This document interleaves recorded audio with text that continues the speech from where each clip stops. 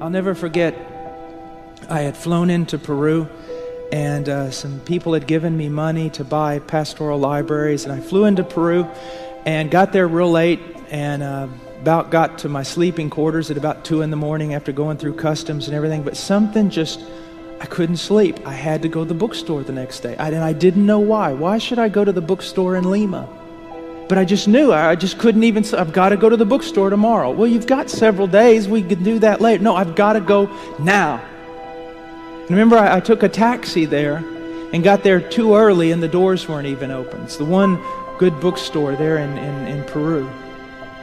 And I walk in, and I walk near the store, and I see this little man. And I could tell he was from the jungles of San Martin because I had worked there before. And I see him sitting there on the curb, kind of looking around. And I sat down beside him. I said, ¿Cómo estás? You know, what's going on? Where are you from? And he started telling me. We started talking about places I'd been, where he'd been. And I said, what are you doing all the way in Lima? He said, well, it took me 3 days to get here. Back of trucks, buses. And I said, well, what are you doing here? He goes, I'm pastoring. I've become a pastor. And he goes, my church gathered up some money for me to come buy some books. And when he said that, my heart just broke. Because I knew the money they gave him wasn't enough to buy a tract in that store. So I sat there and said, oh, that's good. And so the door finally opened, and we went in, and I went in, and I just started. I knew what pastoral libraries I needed to buy and things I needed to get for poor pastors, so I'm just heaping it all up in piles and going along, and I think I got 2 guys helping me there in the store, get all the books together, and I watched that man out of the corner of my eye. And he'd go to one bookshelf, and you'd see him look. He'd go to another, and then finally he went to this little place where they sold Chick tracts. And I saw him pick out about 4. And just to look at his face, you know, and he walks up to the counter. It was like the greatest day of my life. He walks up to the counter.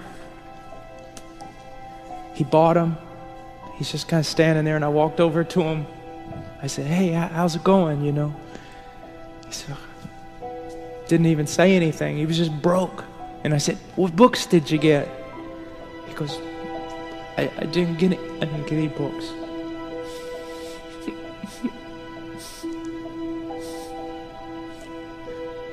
And I said, do you know where I'm from? He said, no. I said, I'm from the United States. You know how far away that is? He said, no. I said, about 6,000 miles. I said, do you know how much my plane ticket cost? And he was like looking at me like, why are you saying this to me? I said, do you know how much my plane ticket cost? He said, no.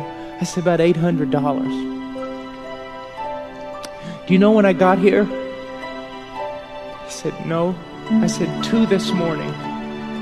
Do you know I couldn't sleep? And he said, no, I didn't know you couldn't sleep. And I said, do you know why? He said, why?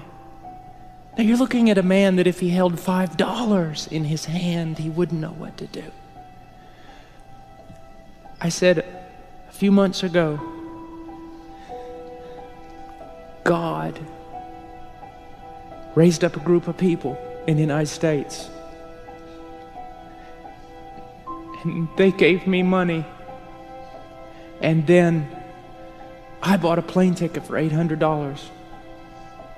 And I flew in a plane here, and I landed here last night, all the way from the United States. And I couldn't sleep all night. And so I got in a taxi this morning, and I made my way down here. Do you know why? He said, no. Because to buy you every book you're ever going to need. I said, do you realize the love of God? I love that, because if God loves him that much, he loves me that much, he loves you that much. Just think about that. God moved people from an entirely different nation. God spent all kinds of money, bought a plane ticket for one reason. A little Indian in the middle of the jungle. And if you say coincidence, you're a blasphemer and a fool. God did that for him. Isn't that wonderful?